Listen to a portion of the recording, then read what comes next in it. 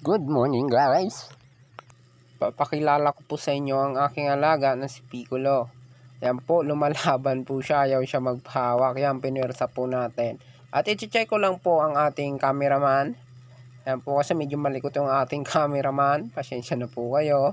Ayan po, ipapakilala ko na po sa inyo. Papakita ko po sa inyo ang aking breeder. Yan po ang ating manok. Ayan po, kitang-kita nyo naman po, mataba siya at nasa kondisyon po yan mga idol. Estimate ko po ang timbang niya ngayon, nasa 6 kilos pataas. Hindi ko pa kasi. Isa po yan sa ating mga breeder. Pasensya na po kayo, masyado magalaw yung ating cameraman. Anak ko lang kasi po ang nagkakamera. Yan, gusto ko lang ipakita sa inyo yung ating breeder. Tingnan nyo po, gwapong-gwapo nyon po. Yan, mistiso. Oh, tindig pa lang po. Ay, nasa kondisyon na kondisyon po yan.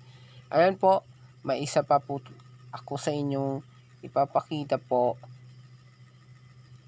Yan po, ayan. Kukunin ko lang po ang aking isa pang breeder. Kung po ang pangalan ng pulang manok ko ay Piccolo, ito naman po si Burdagol. Yan po, takot si Burdagol kay Piccolo kasi yun, malaki po yun. Ito, ang isa sa mga breeder ko po. Yan. Magandang breeder po ito. Sulit. Nasa kondisyon na rin po siya. Ayan o. Mistiso rin. Parang yung mahawak lang. Joke lang. Yan po. Ipapakita ko rin po sa inyo ang aking mga alagang sisiw. Yan po ang papakita ko. Yan po. Kita nyo po ang aking mga alagang sisiw. Nasa 1 month na ata po ito eh. Hindi po ako nagkakamali, hindi ako sure. Pero tignan nyo po ang aking alaga na si Burdagol. Quality.